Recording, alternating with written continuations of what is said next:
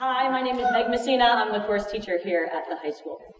Tonight, my TED Talk to you is titled My Doctoral Journey, and it's also titled Everything I Know About Life I Learned from My Best Friend and from Being Wrong, and it's also titled Stuff I Didn't Know When I Was 22 and I Knew Everything. It was suggested to me that I talk to you about what it's like to be a 40-year-old, full-time working mother of two who is pursuing her doctoral degree, which is, of course, an insane suggestion as I am a 29-year-old. So this seems like a good idea because we are in the business of growing lifelong learners here in Mineola. And besides, this doctoral journey has been the best decision I've ever made for myself, except, of course, for that decision. That one was really good. Oh, thanks for saying that. That decision was also excellent, and she's not. She was the best completed the family. So these were great things I did well. It seems to me that the most useful things that I can give you tonight are really not about what it's like to pursue the doctorate, but rather some of the things that delayed me from beginning it in the first place. After all, my only doctoral regret is that I didn't do this sooner. But before I get to the things that delayed me and how the things I learned as a doctoral student might have prevented that delay, let me tell you a little bit about why it's been so life-defining in the first place.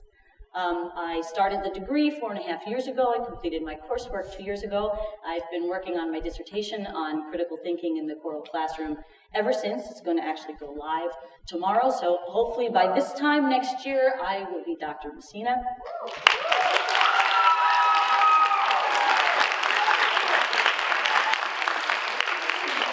That's so unexpected. The degree has been really important for me because it's taught me the concept of metacognition. This is just a very fancy word for thinking about thinking or for monitoring your own thinking. And in learning about this concept, I have made a habit of asking myself the following questions. I ask myself, how do you know? I ask myself, who's telling me this story I'm listening to? And in listening to this story, whose story am I not hearing? Whose story is not being told? Asking myself these questions has changed the way I filter nearly every piece of information that comes into me, from politics and TV advertising to social media, to how I listen to my students, and most importantly, how I raise my daughters and how I try to raise them. I am a more efficient and logical and intelligent thinker than I was before, and even more important than that, this change has brought me confidence and vision for my future and joy. But, as I said before, I wish I had started this sooner. I think that the ability to ask myself these questions would have prevented a delay in my self-actualization, which is another fancy word, which means the realization of your fulfillment or of your potential. So I'm going to start tonight with an unhealthy, unhelpful idea that I was carrying around as a high school student, that I think some of our students are carrying around now too. And this is the idea that baseline intelligence and traditional school success are the best or only indicators of a person's position on a single continuum of potential that is colorless and unchanging and fixed. In this story that we tell ourselves, we are AP students or honors or regents, or maybe we need some help. We're literally numbered in order from valedictorian down to that guy at the end of the line. And these things are necessary evils. We have to have a way to assess ourselves as we move through school. But they're not necessarily the only or the best indicators of success. I grew up down the block in Garden City, and academic competition was really tough there. It was there's a lot of pressure. And I think I assumed as a high school student that at my 20-year high school reunion, which of course hasn't happened yet on account of my youth, that we could be lined up in order of our life success based on our GPA or based on our SAT. And I wish I had known then to ask, who is telling me this story of success? Who's defining these terms of success for me? And what does an SAT even measure anyway? Well, turns out that the thing the SAT measures best and most predictably is college success. But college success is also measured in GPA. So you have GPA begets SAT begets GPA. What it doesn't measure is your happiness or social competence or grit or curiosity or any number of other variables which are vitally important in our lives and in our success. Now, it isn't that people didn't try to get me on the right path in terms of my thinking, and this is where my best friend Carol enters the picture. There she is, isn't she great? She and I have been together since we were that height, and she said, I said to her in high school, I moaned and I whined that I wasn't good enough. I was only ranked 31 in my class of 250. I was horrified about this. And she said, if you went to my school, you'd be ranked 5. It was great. It was context and joy. She had let me know that the story that's being told in Garden City is not necessarily the same story that's being told like anywhere else on earth. And a minute later, she said, well, if you went to Chaminade, you'd be ranked like 341 out of 345, so I get so excited. So this is why we have our best friend, because they bring you up to let you soar, and then they set you back down on ground when you need reality check.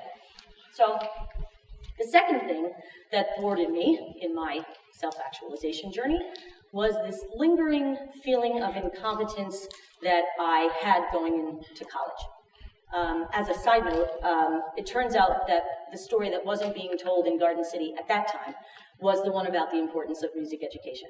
So by the time I graduated high school, there were a grand total of 16 singers in the entire grades 9 through 12 vocal music program. We have lesson groups here that are bigger than that. So I developed a raging case of impostor syndrome in college. Impostor syndrome is the inability to believe that your success is earned or deserved, let's say, by your hard work or your talent or your skill. So even after many successes in college, I still was sure that everybody knew I was a fraud. Ooh, can't bring her back yet. And if they didn't know I was a fraud, that they'd find out in a minute. And here's where Carol comes in then again. She came to see me at the University of Delaware around the time I was giving my degree recital. This is 60 minutes of the most advanced piano music I had ever played, and certainly will ever play again, completely from memory in front of all the faculty and all my peers. And I was petrified, horrified, beyond recognition. She came to see me a few days early, and I cried and whined and carried on to her for all this time that I was lousy at the piano, everybody was going to find out I didn't know anything, and I grew up, my high school experience was lousy, and I'm only 5'2" in heels, and everyone's going to know I'm living a lie. And after a couple of days of this, she could no longer take it, and she said to me, "No one likes you that much, Meg." Now, that sounds harsher than it is. I offer irrefutable scientific proof that I am likable. My parents like me. So. But she didn't mean no one likes me. I have wonderful friends and family. What she meant was nobody was leaving the music building at night and talking about my talent on the piano or lack thereof around the dinner table. Nobody was interested enough in my singing voice to dissect and analyze it on their own time. They were all busy worrying about their own things. This liberated me. She had let me know and forced me to ask, how do you know people are sitting around judging you? And as it turned out, I had absolutely no evidence that they were. I had made that story up entirely. Still, I carried my imposter syndrome with me a little bit when I got my first job, my dream job, teaching high school chorus. And I really wanted to reach out into regional music making and the kind that might happen, let's say, at All County. But I waited for years because I assumed you had to be better and smarter and more accomplished. So by the time I got my first gig, making music outside of the building, I did it the way anybody falls into that kind of thing. Somebody asked me, and I said, okay. And so I showed up on my first day, and I braced myself to be revealed as inadequate, and that wasn't what happened. I solved a few problems at the building level there, and then I solved a few other problems at the regional level. I've made a couple of changes to the way All County works that are actually still in place today. I was shocked. These people that I was so certain were better than me and above me weren't. They were just like me. And I had the same experience in national organizations and larger regional organizations. And this is not to say that I didn't meet incredible people working my way through these things. I did. I met educators who melted my brain with their brilliance, and artists who changed my life for the better and who changed my students' life for the better. But I wish that instead of assuming that everyone who had a job I wanted was better, faster, stronger, taller, I wish I had asked myself, how do you know they're better than you? And as it turned out again, I didn't know that. I had made that story up too. So 5 years ago, when my husband and I sat down at the dinner table to try and figure out whether this was the right time to start my doctorate, I was not encumbered by thoughts of self-doubt based on my intelligence or whether I was good enough or would fit in with the other people in the program. I knew by then that my work ethic was probably enough to get me by, my curiosity was going to carry me a long way, my joy for the subject would carry me through. So here I am, this close to being done with my terminal degree, and I have realized that my high school GPA, college GPA, and SAT score did not get me here. As much as I like to poke fun at myself, I recognize that I'm here because I'm the hardest working person I know. And I'm deeply dedicated to my students, to my job. I am inspired by them. They knock me out every day with their brains and with their hearts.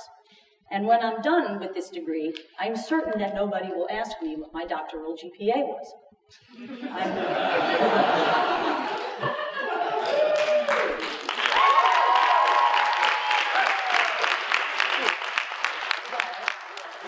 I'm also certain that nobody will ask me what my GRE scores were. But, as my friend told me, no one likes me that much. And that liberates me to pursue the thing that I love because I'm lucky enough that I can. I have a lot of help, but also because I want to and I'm motivated to. So I understand that the idea behind the TED Talk is I send you with a few things that you can take with you, and I really love a good list. So I'm going to give a little list to my students who are brilliant and hilarious and witty and occasionally paralyzed by indecision or self-doubt. So I hope you'll take these things with you. Number one, make no assumptions about your position on this fictional continuum of potential. There are fewer limits on you than you think. Number two, make no assumption that somebody else is better, smarter, faster, taller than you. It is a fantastic waste of your time. And there is almost no situation where someone else's potential should be a data point for consideration in any decision that you're making. Number three, but when you do run into somebody who is better, faster, stronger, and you will, revel in it. Roll around in whatever it is that they're exuding, wipe it all over your face, and be thankful that such people exist. There is no finite amount of awesome from which we all must divvy up a portion. There is no such thing as awesome pie, and everyone just gets one slice and then the pie's all gone. Number four, far fewer people are watching you and judging you than you think. And that is a really beautiful thing that liberates you to follow your passion. And finally, stories come in all forms, from gossip and rumors to social media to any number of people trying to tell you what you should think or do or be. So when you're listening to these stories, ask yourself, how do I know this is true? Who is telling me this story? And in listening to it, whose story isn't being heard? And while you're doing that, be careful of the stories that you're telling yourself. And thank you for listening to mine.